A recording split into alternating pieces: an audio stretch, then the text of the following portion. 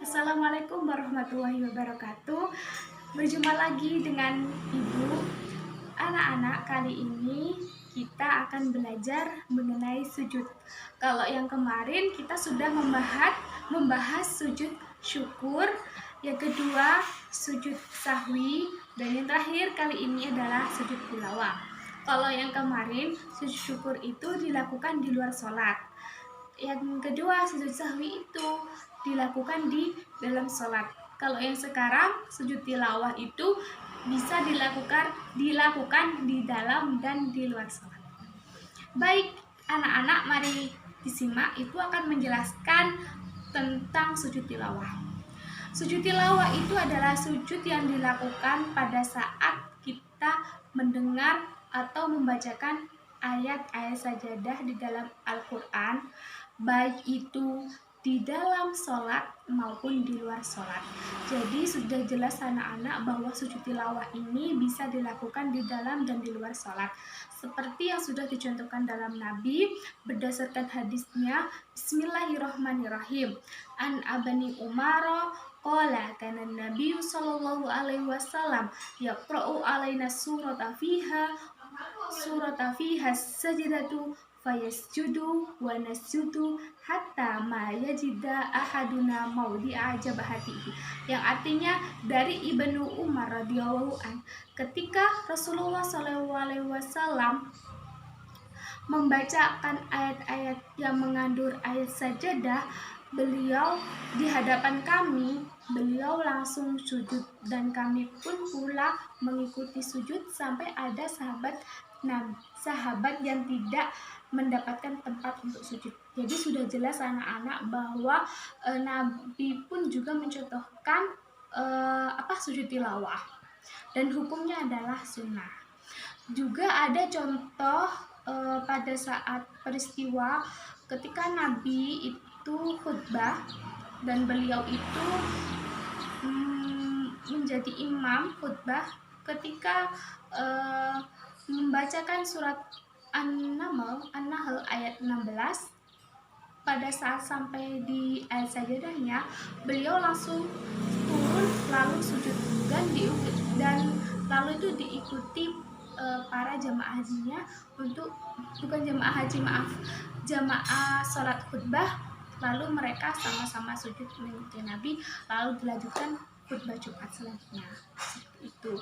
Itu adalah contoh peristiwa yang dicontohkan oleh Nabi mengenai sujud tilawah. Yang selanjutnya adalah syarat-syarat sujud tilawah. Jadi syarat-syarat sujud tilawah yang pertama adalah suci. Yang pasti harus suci dari hadas dan najis. Yang kedua adalah menghadap kiblat, ya.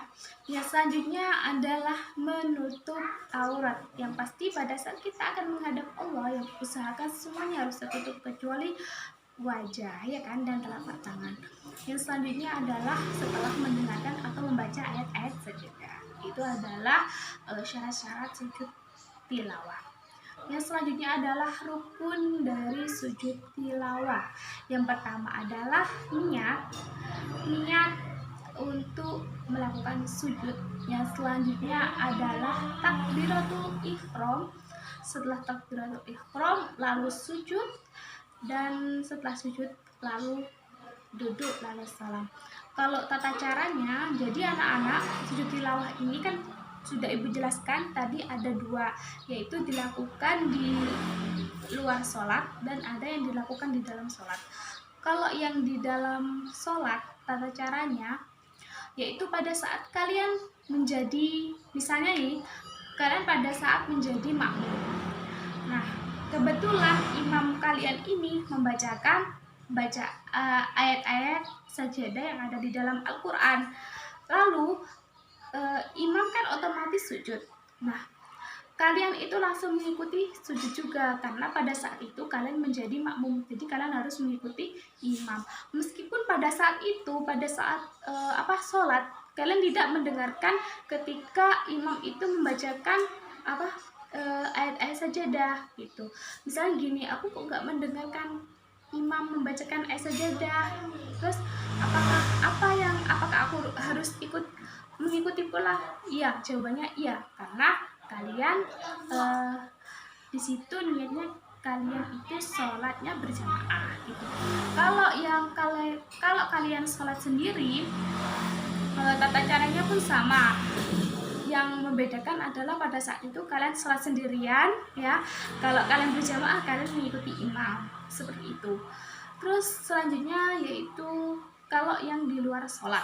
Jadi tata cara di luar sholat itu yang pertama kalian menghadap kiblat ya. Yang pasti menghadap kiblat. Yang kedua niat. Yang selanjutnya adalah sujud takbiratul ihram. Setelah takbiratul ihram kalian sujud dengan membaca bacaan sujud tilawah. Bacaannya adalah Bismillahirrahmanirrahim. Sajada wajhiya lilladzi khalaqahu wa sawwarahu wa saqqa sam'ahu wa basarahu bihaulihi wa quwwatihi. Jadi ada dua versi bacaannya. Kalau yang di buku kalian itu bacaannya sajada wajhiya lilladzi khalaqahu wa saqqa sam'ahu wa basarahu bihaulihi wa quwwatihi, seperti itu. Jadi kalian bisa menggunakan yang pertama ataupun yang kedua. Setelah kalian sujud membaca bacaan sujud tilawah, kemudian kalian duduk dengan tumakninah, lalu kemudian salam.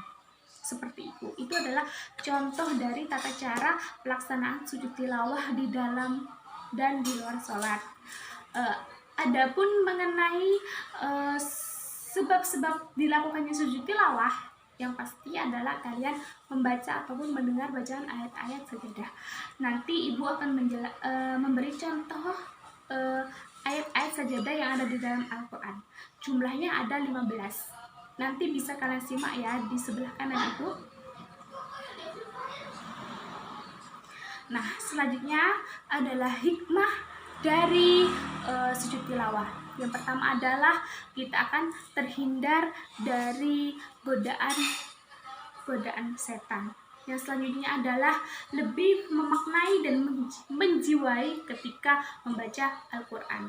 Yang ketiga yaitu mendekatkan diri kepada Allah. Karena semakin kita bersujud kepada Allah, maka semakin dekat diri kita dengan Allah. Seperti itu anak-anak.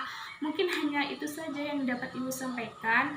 Kurang lebihnya mohon maaf, dan apabila ada kata-kata yang kurang atau yang kurang lengkap, mohon dimaafkan. Sekian, wassalamualaikum warahmatullahi wabarakatuh.